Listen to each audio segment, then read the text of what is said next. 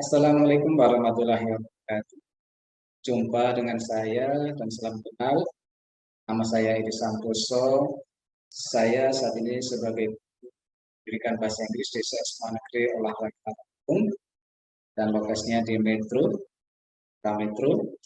Pada kesempatan kali ini saya akan berbagi praktik baik dengan tema implementasi rancangan pembelajaran bahasa Inggris dalam PTM, pembelajaran tatap muka yang menggunakan model pembelajaran blended di SMA Negeri Olahraga. Baik, tanpa berlama-lama, izinkan saya untuk share screen menayangkan materi yang ada.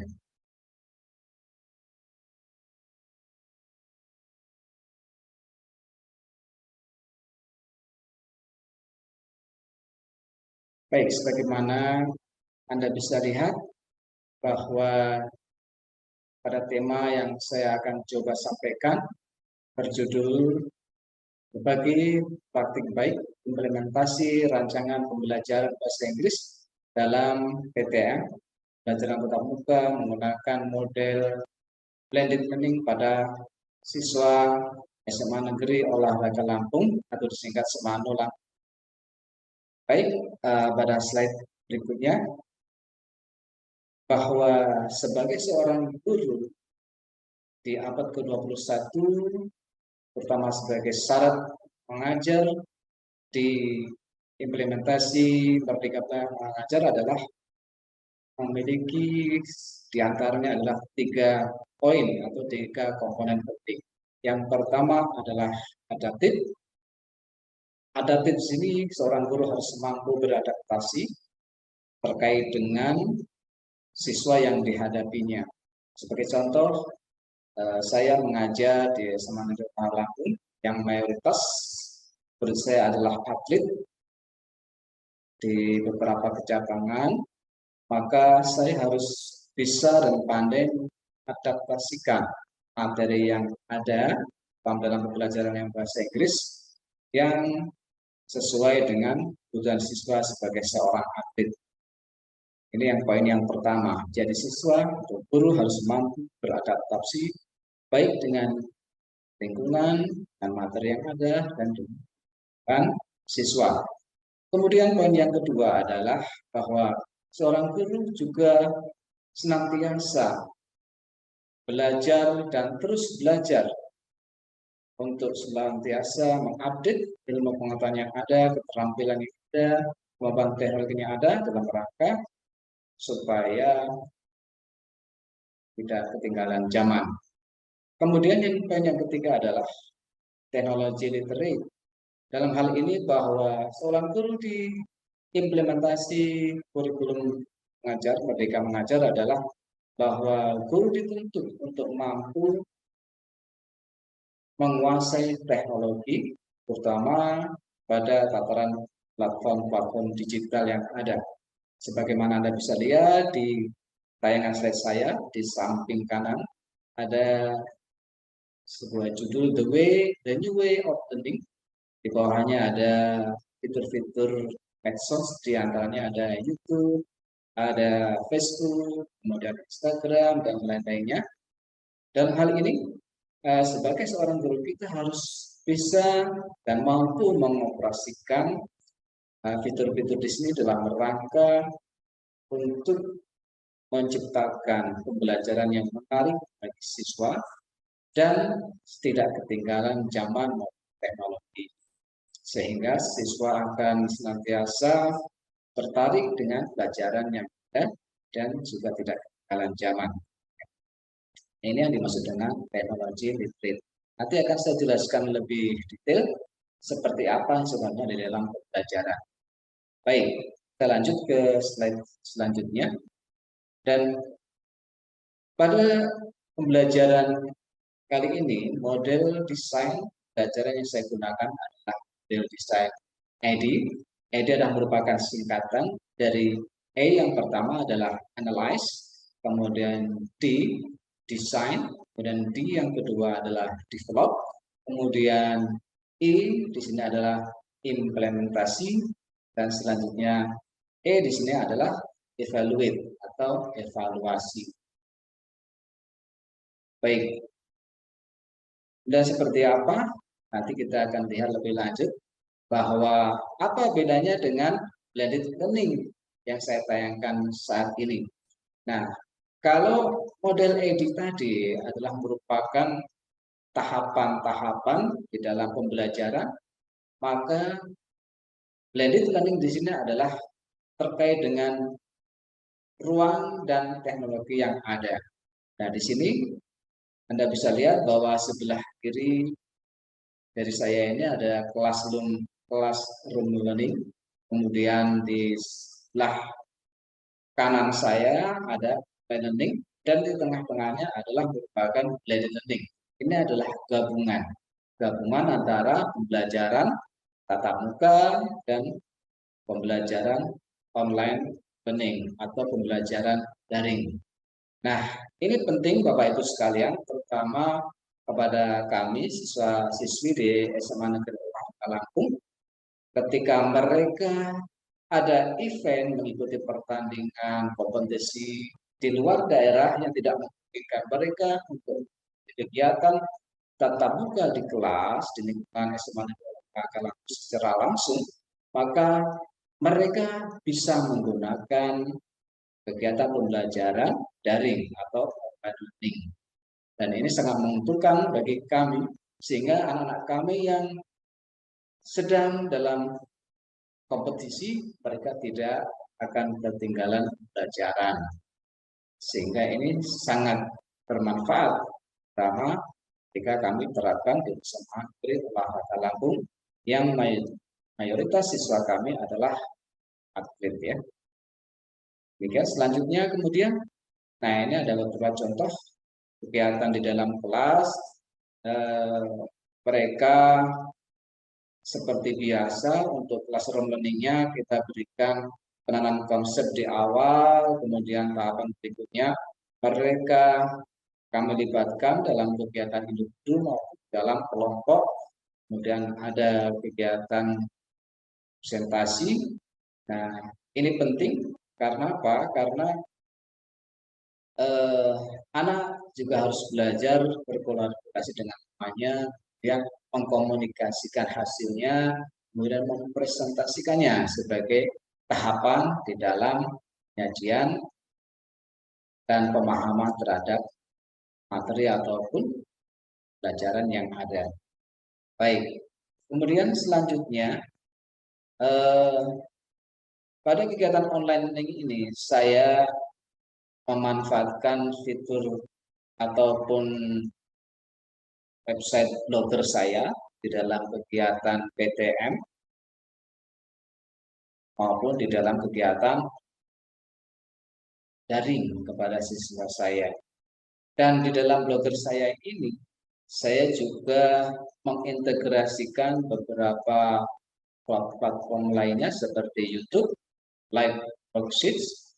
Live Worksheet ini saya gunakan untuk kegiatan penugasan kepada siswa-siswa saya. Kemudian Props ini juga saya gunakan di dalam kegiatan penugasan dan kegiatan game. Dan ini saya menemukan dan perhatikan bahwa anak-anak terlihat sangat antusias ketika mereka belajar makan media online lewat live worksheet maupun props. Demikian juga quizzes ini juga saya gunakan ketika saya ingin melihat sejak berapa jauh penguasaan anak-anak terhadap materi yang ada. Dan quizzes ini juga sangat interaktif dan dirancang sedemikian menarik ya buat sekalian. Sehingga anak tidak merasa bahwa mereka itu sedang melakukan atau sedang diberikan sebuah penilaian. Dan selanjutnya ada Nearpod di sini. Anda bisa lihat bahwa Nearpod ini bisa digunakan sebagai bagian dari sharing pendapat terkait dengan pembelajaran yang ada. Mereka bisa sharing pendapat melalui Nearpod. Dan ini menarik ya Bapak Ibu sekalian, karena anak belajar satu dengan yang lain tentang pendapatnya masing-masing. Ada yang menyampaikannya secara singkat, ada juga yang tentunya sangat ekspresif. Dan kemudian selain itu juga saya juga bisa mengkolaborasikan dan mengintegrasikan Google Form di dalam blogger saya, sehingga Google Form ini sangat banyak manfaatnya selain untuk penilaian, misalkan eh, kita gunakan mengenai penilaian di tengah semester maupun ketika kita membuat presensi pada anak-anak yang sedang melakukan kegiatan pelajaran daring. Dan Bapak Ibu sekalian sangat luar biasa. Mungkin ini adalah hikmah dari adanya pandemi COVID-19 dengan adanya pembelajaran daring. Kita jadi belajar banyak hal, kita bisa mengenal Google Form, kita bisa belajar Zoom, kita belajar Google Meeting, yang sebelumnya tidak pernah kita sentuh dan bahkan mungkin tidak pernah terbayangkan, namun dengan adanya pandemi ini kita menguasainya dan memanfaatnya, dapat memanfaatnya untuk dengan pelajaran pada siswa-siswa kita.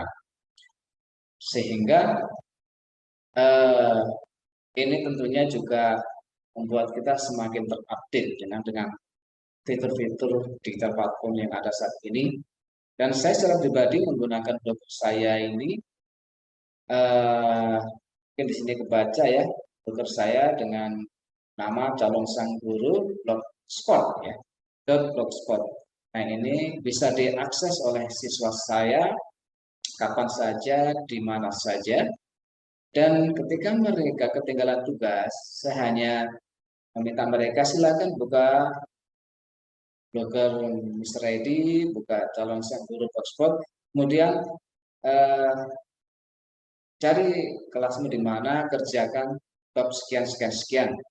Dan yang sangat menarik dan memudahkan bagi saya adalah penugasan begitu anak-anak kerjakan, mereka langsung mendapatkan skor secara otomatis ketika menggunakan diantaranya menggunakan live worksheet.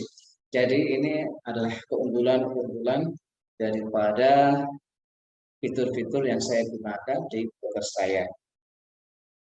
Baik, kemudian kembali ke model EDI yang saya sajikan di awal tadi, bahwa model EDI ini adalah merupakan tahapan-tahapan pembelajaran yang digunakan dalam rangka selain kita bisa menggunakan di pembelajaran secara umum, tahapan mulai dari penanaman konsep, kemudian pembuatan RPP, sebelumnya mendesain RPP, bahwa di dalam EDI ini sangat lengkap karena kita memulai dari menganalisis kebutuhan siswa lebih dulu.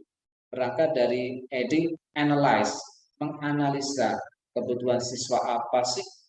Ketika saya melihat di Semano yang mereka secara adalah atlet, maka saya harus bisa melihat bahwa anak-anak ini kebutuhan pembelajaran bahasa Inggrisnya adalah, maka saya tidak bisa samakan ketika mengajar di sekolah reguler SMA pada. Kemudian setelah menganalisa, kita mencoba mendesain, membuat rancangan RPP, rancangan pembelajaran yang seperti apa yang cocok dengan siswa saya. Dan kemudian setelah saya dapatkan, saya selesai membuat rancangannya, kemudian saya kembangkan, develop, ya. Dan setelah melalui tahapan pengembangan, menyiapkan medianya, menyiapkan penilaiannya, kemudian saya coba mengimplementasikan di dalam kelas. Kemudian setelah diimplementasikan, tahap terakhir adalah mengevaluasi. Nah, di sini Bapak Ibu sekalian bisa melihat ada gambar saya di tengah dan dengan saya sejawat yang sama-sama bahasa Inggris, saya minta feedback dari mereka terkait kegiatan pembelajaran di kelas yang saya jalankan. Karena kalau menilai diri sendiri tentunya sepertinya sudah dianggap baik. Ternyata ketika mendapatkan feedback dari teman-teman, ada beberapa hal yang kadang-kadang kita terlewatkan dan itu di luar sepengetahuan kita. Dan ini penting dalam rangka untuk memperbaiki proses pembelajaran pada kegiatan selanjutnya. Dan model ED ini juga sering digunakan sebagai tahapan untuk action research bagi Bapak Ibu guru dalam rangka menemukan dan mencari mengembangkan baik dari media maupun model pembelajaran yang sesuai bagi peserta didik kita. Baik, kemudian dari hasil survei yang saya sharing ke strategi saya dapatkan bahwa ternyata blogger yang saya gunakan untuk kegiatan pembelajaran kepada anak didik saya secara umum sesuai menyatakan ada manfaatnya sehingga di sini nilainya 100%. Tidak ada murid dari saya yang menyatakan tidak bermanfaat. Jadi blogger saya sampaikan di sini sangat bermanfaat bagi anak didik saya dan mudah-mudahan dengan bermanfaat mereka senang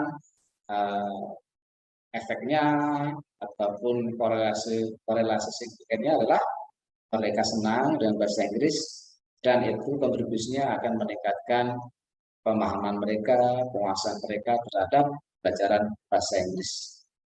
Baik, demikian sharing dari saya. Mudah-mudahan bermanfaat bagi rekan-rekan guru, baik di Indonesia khususnya maupun di luar negeri. Terima kasih. Assalamualaikum warahmatullahi wabarakatuh.